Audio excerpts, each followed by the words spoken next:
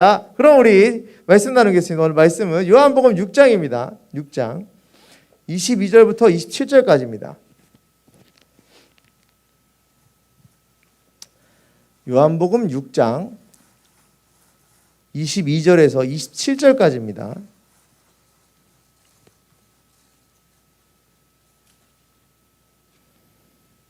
(6장) 22절에서 27절 신약성경 153쪽입니다. 우리 찾으셨으면 교독하겠습니다. 제가 먼저 읽겠습니다. 이튿날 바다 건너에 서 있던 무리가 배 한 척 외에 다른 배가 거기 없는 것과 또 어제 예수께서 제자들과 함께 그 배에 오르지 아니하시고 제자들만 가는 것을 보았더니 그러나 디베레 배들이 주께서 가까이 왔더라. 무리가 거기에 예수도 안 계시고 제자들도 없음을 보고 곧 배들을 타고 예수를 찾으러 가버나움으로 가서 바다 건너편에서 만나 라비여 언제 여기 오셨나이까 하니 예수께서 대답하여 이르시되 내가 진실로 진실로 너희에게 이르노니 너희가 나를 찾는 것은 표적을 본 까닭이 아니요 떡을 먹고 배부른 까닭이로다. 썩을 양식을 위하여 일하지 말고 영생하도록 있는 양식을 위하여 하라. 이 양식은 인자가 너희에게 주리니 인자는 아버지 하나님께서 인치신 자니라. 아멘. 자, 오늘 말씀은 이렇습니다. 오늘 말씀은 그 6장에 있는 말씀 좀 앞줄에서 보시면 하실 텐데 자, 되게 어렵지 않은 내용 중 하나예요. 근데 약간 좀 우리가 간과하고 넘어갈 수 있었던 아니면 조금 스쳐 지나갈 수 있었던 내용 중 하나입니다. 앞장에서 우리가 6장 앞절 쪽을 보면 무슨 내용이냐면 9절에 보시면 모두 다 알만한 게 나와요. 여기 한 아이가 있어 보리떡 5개와 물고기 2마리를 가지고 있나이다. 뭔지 아시겠죠? 오병이어가 있어요. 이 바로 앞에 오병이어가 있고 오병이어가 있고 나서 사람들이 무리들이 군중들이 어떻게 했냐면 예수를 왕으로 삼으려 할 때 예수님께서 산으로 기도하러 가시고 제자들을 배를 태워서 건너편으로 보내십니다. 그죠? 그 장면이 나와요. 근데 건너편으로 가는 중에 지금 다른 사고복음서에 있는 거하고 섞어서 말씀드리는 거예요. 배가 풍랑을 만나서 막 흔들리고 막 죽겠다 막 그럴 때 예수님께서 무리를 이렇게 걸어오시고 배에 예수님을 태우고 나서 제자들이 다시 안착을 건너편에 하게 되는 상황이고요. 그러고 나서 그 일이 이제 이 일이 있는 거예요. 오늘 요 말씀이 있는 건데 이제 사람들이 바다 건너편에 있던 그 무리가 이렇게 돼 있죠. 그 전날에 이미 지금 찾아왔던 요 전날에 오병이어를 봤어요. 오병이어를 경험했고 오병이어를 체험한 사람들이 예수님을 찾아서 지금 온 거예요. 찾아서 왔는데 여기 건너편에 분명히 계시지 않았더니 안 계시네. 그래서 사람들이 다시 우르르 쫓아서 어디를 갔냐면 가버나움이라는 곳으로 다시 갔어요. 갔더니 거기 예수님이 계신 거예요. 그래서 예수님께 뭐라 그랬냐면 라비여 언제 여기 오셨나이까 하니 이렇게 물어본 거예요. 아, 예수님께서 오병이어의 기적을 일으키시고 바다를 건너시고 가버나움 쪽에 계셨는데 그때 사람들은 예수님이 하셨던 그 놀라운 일들을 기억해서 그런지는 몰라도 예수님을 쫓아서 어디 계실까 하고 막 따라다니던 중에 가버나움에서 예수님 만난 거예요. 예수님 만났을 때 예수님께서 뭐라 그러셨냐면 그 라비여 여기 선생님이 여기서 라비라 그랬습니다. 선생님이 여기 언제 오셨습니까? 도대체 우린 찾아 헤맸습니다. 여기에 담겨 있는 말이겠죠. 우리 엄청 찾아 헤맸는데 어디 계셨어요? 여기서 예수님 만나게 되네요. 여기 얘기했더니 예수님이 이렇게 그냥 냉담하게 말씀하시는 거예요. 내가 진실로 진실로 너희에게 이르노니 너희가 나를 찾는 것은 표적을 본 까닭이 아니요 떡을 먹고 배부른 까닭이로다. 이렇게 말씀하셨어요. 굉장히 냉담하게 말씀하셨습니다. 만약에 누군가 저한테 와서 저를 좋다고 막 쫓아다니고 또 누군가 좋다고 막 쫓아다닌다면 막 되게 고맙고 감사할 일이잖아요. 근데 그게 아니고 예수님께서 굉장히 냉담하게 말씀하셨단 말이에요. 너는 지금 나를 쫓아온 거 보니까 표적 보고 온 게 아니고 너는 지금 배불러서 여기 왔구나. 배부른 것 때문에 여기 왔구나. 이렇게 말씀하셨단 말이죠. 자, 그런데 잘 생각해 보시면 표적과 배부름은 같이 일어났어요. 그죠? 표적과 배부름은 오병이어의 기적을 통해서 같이 일어났어요. 그리고 사람들은 그것 때문에 예수님을 쫓아온 거예요. 예수님이 쫓아온 그 표적과 배부름을 함께 느꼈던 사람에 대해서 예수님은 정확하게 구분짓고 계신 거죠. 너는 표적 때문에 온 것이 아니라 배부름 때문에 왔구나 이렇게 말씀하셨다는 얘기입니다. 그럼 표적이 뭘까요? 표적은 무엇이냐면 예수님이 어떤 분이신지를 드러내는 놀라운 이적들과 기적들을 표적이라 그래요. 어떤 목표를 두고 예수님께서 그 일을 하셨거든요. 하나님의 아들이심을 또 그리스도이심을 증명하기 위한 그 일을 지금 기적을 베푸셨던 것 중에 하나가 오병이어의 기적이었어요. 자, 그 표적을 보고 온 것이 아니라 떡을 먹고 배부른 까닭에 너는 지금 나한테 왔구나 이렇게 말씀하셨다는 얘기예요. 그렇다면 요 무리들은 지금 어떤 것 때문에 왔냐면 예수님께서 지금 그 자리를 피하셨던 그 이유, 오병이어 이후에 피하셨던 그 이유, 이들은 예수님을 왕으로 만들려고 했던 그 이유하고 동일한 마음으로 그저 예수님을 따라오고 열심으로 쫓아온 거였어요. 근데 예수님께서는 그런 표적을 하셨던 가장 큰 이유가 예수 그리스도가 어떤 분이신지를 알리기 위해서 그런 표적을 행하셨거든요. 근데 사람들은 거기에 관심이 없이 무엇에만 관심이 있어요? 배부름 때문에 왔단 얘기예요. 아, 저 사람이 내 옆에 있으면 내 배부름이 해결되고, 저 사람이 내 옆에 있으면 내 만족이 해결되고, 저 사람이 내 옆에 있으면 절대로 불편함이 없겠구나 라는 생각을 하고 지금 예수님을 쫓아왔다는 얘기입니다. 자, 오늘 말씀이 우리에게 주시는 것 중 하나가 되게 좀 냉철하게 나를 바라볼 수 있는 하나의 기회가 될 수 있어요. 나는 배부름 때문에 예수를 믿고 있는가? 아니면 나에게 주신 놀라운 하나님의 은혜의 표적을 본 후로 예수를 따르고 믿고 있는가? 오늘 제가 찬양 중에 기도 제목을 계속 드렸어요. 어떻게 드렸냐면 내가 받은 은혜에 감격한 삶으로 하나님께 기도하고 예배드립시다라고 말씀드렸고, 또 하나는 세상이 주는 그 욕심과 바람들을 노리지 말고 기도하지 맙시다. 그런 마음을 가지고 예배하지 맙시다라고 제가 말씀을 드렸어요. 성도의 가장 큰 실수 중 하나가 무엇이냐면, 성도로서 가장 빠지기 쉬운 딜레마가 뭐냐면 내가 과연 배부른지에 대한 딜레마예요. 예수님 믿고 하나님 믿으면 우리는 예수님에 대한 표적을 이미 성경을 통해 충분히 알아요. 그리고 그 표적과 놀라운 하나님의 말씀과 예수 그리스도가 어떤 분인지 설교와 말씀을 통해서 또 우리가 보는 말씀과 우리 서로의 교제관에서 충분히 알거든요. 근데 그 표적 중에서 진짜 하나님이신 표적으로 말미암아 만족한 성도의 삶이 아니고 나는 배부름을 위해서 신앙생활을 하는 경우가 굉장히 많다는 얘기예요. 어떤 만족과 어떤 목적을 위해서 우리가 신앙생활을 하는 중이라는 얘기입니다. 이런 경우가 많다는 얘기예요. 자, 그런데 전 여기서 이걸 하나 짚고 싶어요. 무엇을 짚고 싶냐면, 제가 이렇게 막 여러분들은 어떤 만족을 위해서 예수를 믿고 계시고, 어떤 만족을 위해서 예수님 따라다니시고, 어떤 만족을 위해서 지금 기도하고 계시고, 어떤 만족과 목표를 위해서 지금 신앙생활 하시죠라고 하면 이럴 수 있어요. 난 안 그런데? 난 별로 딱히 그렇게 나한테 와닿지 않는데? 솔직히 저도 이 말씀 보면서 나는 그렇게 딱히 배불러서 제가 이거 해가지고 되게 배부른 것도 없는데, 나 우리 집안에 해달라고 한 적도 없는데, 난 딱히 이런 딜레마에 빠진단 말이에요. 내가 그 말씀 보면서 내 얘기 하나도 아니야. 이건 내 이야기와 전혀 상관없이 나하고 관계가 없는 얘기야. 그런데 우리가 배부름에 대해서 생각할 필요가 있어요. 예수님께서 이렇게 말씀하셨던 얘기는 그때 당시에 그 사람들에게만 콕 집어서 너넨 배부름 때문에 왔어 라고 말한 게 아니라 성도인 우리 모두에게 표적을 통해서 그 분류된 마음과 그리고 표적을 통해서 또 다른 마음 가진 사람을 드러내게 하신 거니까 이 말씀을 깊이 볼 필요가 있다는 얘기예요. 우리에게 주신 하나님의 말씀은 배부름에 대해서 우리의 인지가 필요하다는 거거든요. 자, 다시 말해 이런 거예요. 우리는 충분히 배부릅니다. 왜? 오늘 말씀의 후반절을 보면 이 사람들이 물어봐요. 도대체 당신의 표적이 무엇이었습니까? 라고 물어봐요. 그랬더니 예수님께서 뭐라 그러셨냐면, 후반절인데 나중에 꼭 읽어보세요. 여기 읽어보시면 우리 32절 제가 한 번만 읽고 나머지는 알아서 읽으시면 되겠습니다. 우리 31절과 32절 말씀 보시면 다 아는 거예요. 하늘에서 그들에게 떡을 주시며 먹게 하였나이다 함과 같이 조상들은 광야에서 만나를 먹고, 그 다음에 예수께서 말씀하시기를 진실로 진실로 너에게 이르노니 모세가 너에게 하늘로 떡 준 것은 아버지께서 너에게 주신 것이다. 31, 32 써있죠. 자, 그럼 그 표적이라고 하는 내용이 무엇이냐? 예수님께서 오병이어의 기적을 행하셨던 그 이유는 그냥 이 적은 것들로 세상의 모든 것을 통치하시는 하나님이 모든 민족을 배불리 하실 수 있다, 이게 아니에요. 양을 늘리겠다, 이게 아니에요. 예수님께서 무슨 뻥튀기처럼 양을 늘리는 분이 아니에요. 여기서의 말씀에 그 표적이라고 했던 이유는 예수님께서 곧 너희를 배부르게 하고 너희를 충분하게 배불리 하고 남을리 만큼의 은혜를 주시는 그 분이 곧 예수 그리스도시고, 예수 그리스도가 곧 떡이다, 이 말이에요. 하나님께서 출애굽 시대 애굽에서 나온 이스라엘 백성들을 먹이시기 위해서 만나를 주셨잖아요. 그 만나는 그냥 그 사람들이 먹고 살고 40년 버티게 주신 게 아니에요.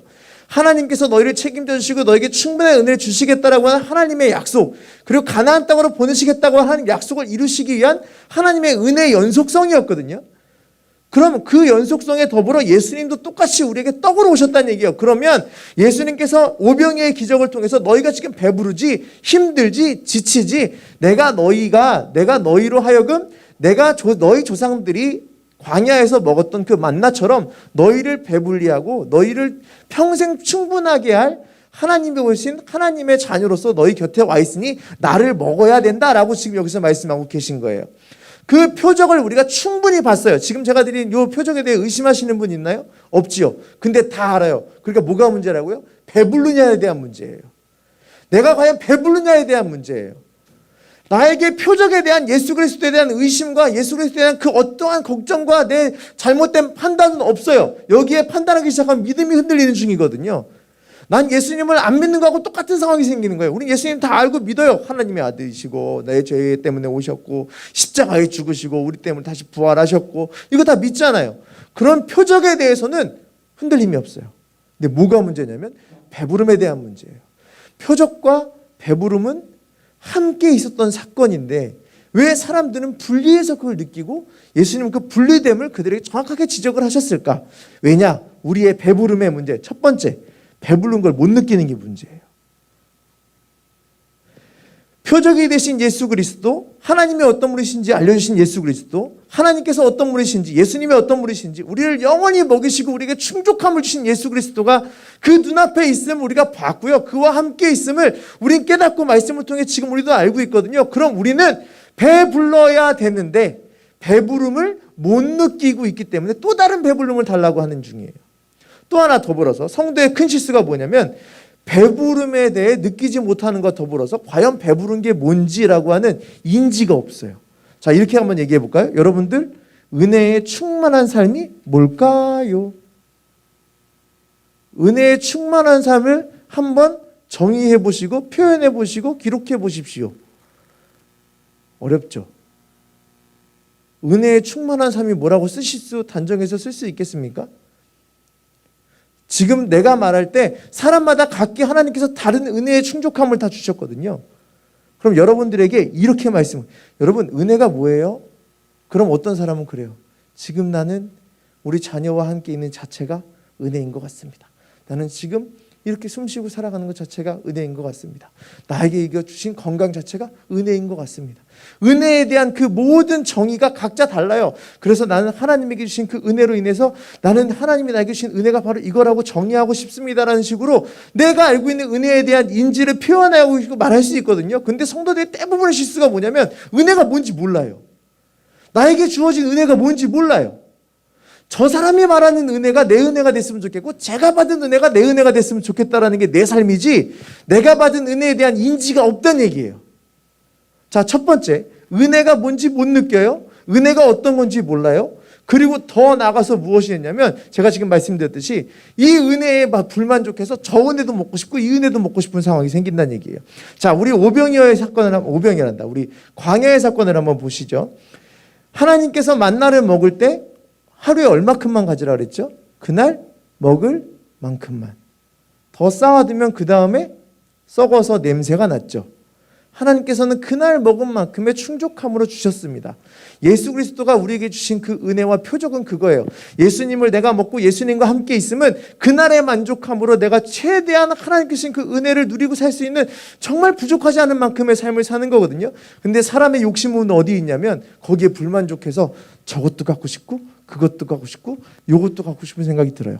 배부름에 대한 문제, 배부름이 뭔지 못 느끼고 배부름에 대한 정의가 없으며 남이 배부름도 더 갖고 싶어하는 그런 실수가 생긴다. 사람이 어느 정도로 그 욕심이 가득하고 그 어느 정도로 자기의 배부름에 대해 인지가 없냐면 진짜 인간적인 배부름에 대한 얘기를 한번 해볼게요. 사람이 이래 진짜 이거하고 다르지 않다고 생각하기 때문에 그래요. 제가 여러분 뷔페 가보셨죠? 뷔페 가면 먹을 게 진짜 많죠. 진짜 많아요. 제가 뷔페에서 너무 배불리 먹고 제 결혼 얘기가 아니고 그냥 화장실을 갔어요. 화장실을 갔는데 갑자기 어떤 애가 막 뛰어들어요. 근데 문을 벌컥 열고 죄송합니다. 이렇게 쫙 해요. 근데 초등학교 한 5, 6학년. 진짜 다 물 내리고 힘들고 이렇게 나가더니 더 먹어야겠다 그러고 나갔어요. 제가 깜짝 놀랐어요. 근데 이게 그런 얘기가 아니고요. 이런 얘기가 언제 있으면 중세시대에도 있었대요. 진짜 중세시대에 이랬대요.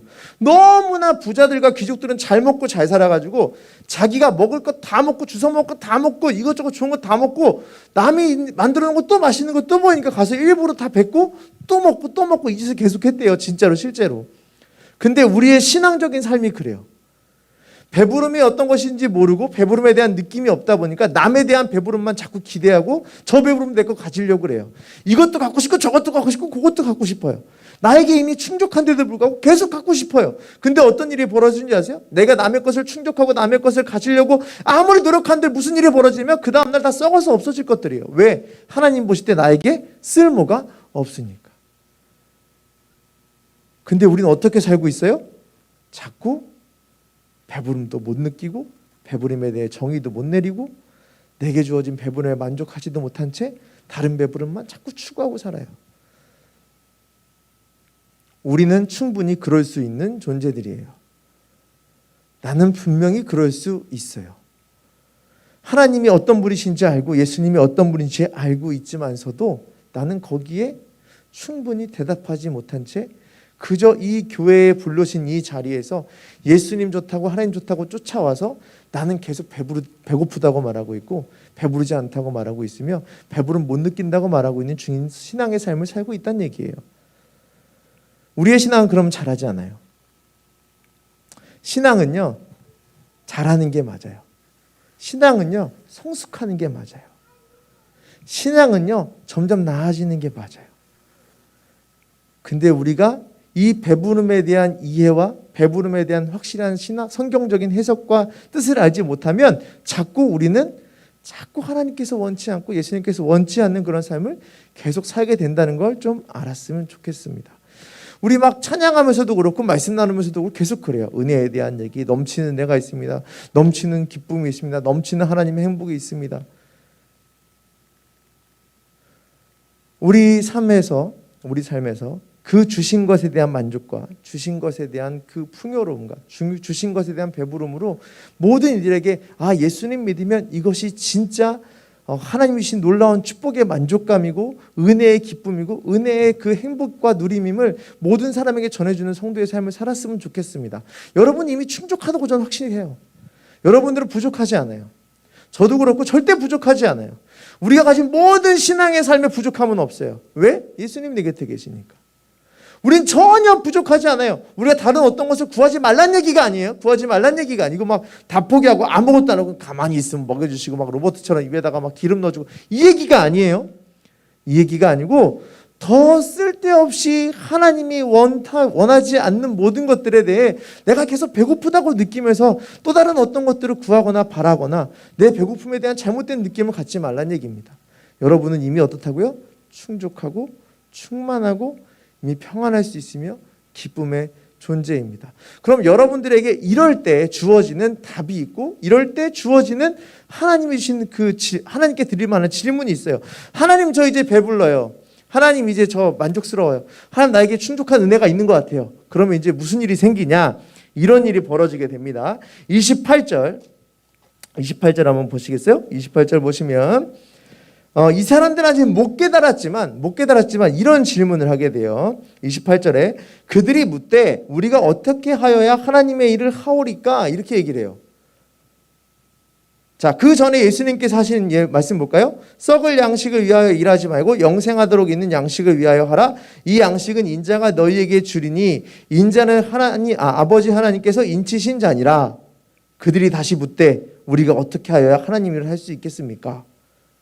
자, 여러분들의 이 말씀이에요. 내가 배부름에 대한 바른 인식과 인지를 느끼지 못한 채 내가 자꾸 배고프고 더 얻고 싶다고 내가 얘기하는 것에 대해 예수님 이렇게 말씀하시는 거죠. 그건 썩을 것들이니 그런 것에 대해서 일하지 말아라. 그죠? 출애굽기에 더 많은 걸 가져봐야 아침에 썩었던 것처럼 썩을 것들이니 그런 걸 구하지 마라. 너에게 주어진 예수 그리스도를 향한 너희의 마음만을 최선을 다해서 예수님을 믿고 따르고 그 안에 구하며 살아라. 자, 이게 되게 추상적인 얘기예요. 그럼 예수님 말씀대로 사는 거고 예수님 뜻대로 사는 게 뭘까요? 라고 할 수 있어요. 제가 이런 질문에 대해서 막 그러죠. 그러면 누군가 그럼 예수님 잘 믿고 따르는 것에 대해서 그러면 우리 요일하게 해주세요. 요일하면 되나요? 요일하면 되나요? 이 일하면 되나요? 이렇게 물을 수 있거든요. 저는 그렇게 따는 신앙생활은 답이 없다고 봐요. 우리가 공로를 자꾸 하나님께 얘기를 해요. 우리의 실수가 뭐냐면 하나님이 주신 답을 내가 듣지도 않고 생각하지도 않고 뭐라 그러냐. 하나님 내가 그러면 요거 식당 봉사할까요? 하나님 교회 청소할까요? 아니면 찬양팀을 할까요? 아니면 뭘 할까요? 뭐라고 이렇게 물어봐요. 그죠? 다 이렇게 물어볼 거예요. 하나님 그럼 어떻게 하면 썩을 것이 아니라 영원한 것을 쫓을 수 있겠습니까? 라고 질문할 수 있어요. 그러면 제가 이렇게 항상 답을 드리고 싶습니다. 무엇을 할까에 대해서 너무 많이 고민하지 마시고 내가 배부름을 먼저 느끼는 게 답이다. 여기 말씀에 뭐라고 돼 있어요? 너가 배부르다. 누구 때문에 그렇다고요? 예수님 때문에. 너가 배부를 수밖에 없다. 왜? 예수님 때문에 배부를 수밖에 없다. 그럼 우리가 지금 먼저 해야 될 게 뭐라고요? 내가 배부름을 느끼는 게 먼저예요. 난 충분히 배부르다고 말할 수 있는 게 성도의 진짜 삶이에요. 여러분 이 자리에 예배당으로 왜 하나님께서 이끌어 주셨습니까? 내가 충분히 배부름을 고백하라고 부르신 거예요. 나에게 주신 그 은혜를 고백하고 감사하라고 불러주신 거예요. 이 자리에 앉아서 더 달라고 말하고 내가 배고프다고 말하는 게 아니라 이 자리에 불러주셨으면 내가 이 자리에서 뭔가 할 수 있고 내가 어떤 일을 통해서 내 모든 하나님이 이 일을 하면 더 채워주실 거야. 이렇게 하면 더 채워주실 거야. 이거 안 하면 불안해서 못 살겠어. 이게 아니라 하나님 여러분을 불러주신 이유는 은혜 가운데 살았니? 은혜 가운데 살았어? 충만하게 살았어? 그러면 나와 함께 예배하자. 넌 나의 사랑하는 아들이고 딸이야. 이거밖에 없어요. 하나님이 우리에게 어떤 것마저 요구하신 적이 없어요. 하나님 여러분에게 뭐 하라고 요구하셨습니까? 헌금 많이 하라고? 뭐 하라고? 뭐 하라고? 여기서 보면 하나님이 뭐 하라고 하시던데요? 뭘 하라고 하시던데요? 그건 하나님 주신 답이 그 사람에게 맞는 하나님의 일들을 주신 것이고 우리의 가장 주어진 가장 큰 쉬운 답은 내가 배부른 것을 먼저 깨닫고 내가 배부른 것을 안 채로 예수 그리스도께서 불러주신 모든 자리와 이 예배당에 이끌어주신 자리에서 내가 배고프다 말하는 게 아니라 배부르게 하셨으니 감사합니다. 배부른 것에 내가 언제나 예수 그리스도만 믿고 따르는 그 믿음을 증명하는 예배가 되게 하여 주시옵소서가 우리 삶에 제일 중요한 거예요. 여러분이 해야 될 일 때문에 여러분의 신앙이 달라지는 그런 기대감은 갖지 않았으면 좋겠습니다. 이미 여러분은 충족하고 충만하고 풍요롭고 배부른 존재이니 그 어떤 배부름을 쫓기 위해서 살지 마시고 주어진 것에 만족함으로 이 자리에서 예배의 기쁨이 먼저 누려졌으면 좋겠습니다. 제가 예배를 드리면서 가장 마음이 아팠던 게 뭐냐면 사람들 안에 갈급함이 느껴지지 않아요. 어떤 갈급함이요? 더 주세요 갈급함이 아니고 내가 어떻게 하면 이 은혜를 갚을 수 있을까라고 하는 그 갈급함이 안 느껴져요. 내가 어떻게 하면 이 은혜에 감사할 수 있을까라고 하는 갈급함이 안 느껴져요. 오히려 당당해요. 어떻게? 나 오늘 예배 드렸죠? 나 오늘 할 거 했어요? 이만큼 했으면 됐죠? 이상해요. 예배당에 올 때마다 너무나 마음 아프고 힘든 게 무엇이냐면 아마 대부분 다 그럴 거예요. 내가 말할 때 다 모두 눈 똑바로 뜨고 앉아가지고 청청하느라고 이게 아니고 여기서 느껴지는 모든 회중들의 마음속에서 내가 한 주간의 은혜, 오늘 하루의 은혜에 감격해서 이 자리에 왔습니다. 어떻게 하면 좋을까요? 어떻게 해야 되나요? 이 기쁜 마음으로 어떻게 내가 주체할 수가 없는데 어떻게 예배해야 될까요? 감격이 느껴지지 않을 때가 제일 힘든 거예요. 여러분들에게 예배를 드림으로 하나님께 한절부절하는 내가 어떻게 하면 예배를 통해 하나님께 감사할 수 있을까? 이 은혜에 정말 감격한 삶을 살 수 있을까? 이런 안절부절이 여러분에게 좀 있었으면 좋겠습니다. 여러분이 발 동동 구르고 내가 막 가슴 펑펑 치면서 소리 지르는 게 더 배고파요가 아니라 너무 감사해서 내가 어떻게 할지 모르겠습니다. 이런 감격이 여러분 입에서 계속 터져 나왔으면 좋겠습니다. 그것이 죽은 교회는 서로의 욕심만 따지다 싸우게 될 것이고 그것이 사라진 성도의 공동체는 서로의 이익 추구를 지키고 지켜내고 버텨내다가 서로 부딪혀 싸우게 되는 겁니다. 자, 우리 같이 찬양하고 기도할 텐데요. 여러분 그 은혜라고 하는 찬양을 계속 제가 이제 저도 가끔 부르고 우리 교회에서 자주 부르는데 제가 전에도 말씀드렸어요. 가사가 너무 단순하고 유치하다고 말씀드렸어요. 근데 이거밖에 없어요. 이 찬양 들으면서 은혜 다 은혜다. 이렇게 은혜가 많니? 이 은혜가 얼마나 많을까? 근데 이 자리에 앉으면 하나님 내가 한 주 이 놀라운 은혜로 한 주 살았습니다. 근데 진짜 웃긴 게 여러분 생각해 보세요. 이 은혜라는 찬양이 유튜브에서 많이 보셨죠? 저도 계속 보이기는 해요. 지금 대한민국이 제일 경제적으로나 힘든 시기이기도 해요. 우리나라 성도님들 대단한 게 뭔지 아십니까?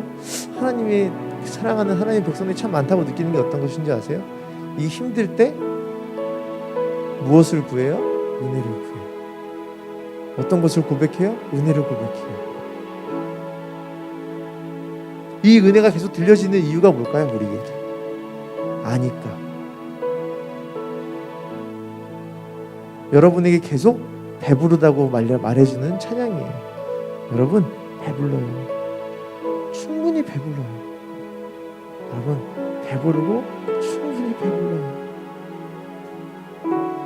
어느 것 하나 헛된 것이 없었잖아요. 여러분 나는 배불러요. 그러니 이제 우리 기도합시다. 하나님 내가 이 은혜에 감격하여 어찌할 바를 모르고 사는 그런 성도가 되게 되어 기도하시고, 이 어찌할 바를 모르는 때에 내 안에서 말씀하시는 성령 하나님의 음성을 듣고 하나님께서 속삭이시는 그 음성에 반응하는 삶을 살게 해달라고 기도했으면 좋겠습니다. 내 공로로 하나님 주신 은혜에 갚으려고 하지 마시고, 내가 어떤 일을 함으로 하나님 주신 은혜에 감히 갚으려고 내가 감히 그런 생각하지 마세요. 배불러 먼저 누리고 그 누린 대로 고백하는 예배가 됐으면 좋겠습니다. 우리 그런 마음으로 함께 찬양하죠. 은혜 우리 함께 찬양하겠습니다.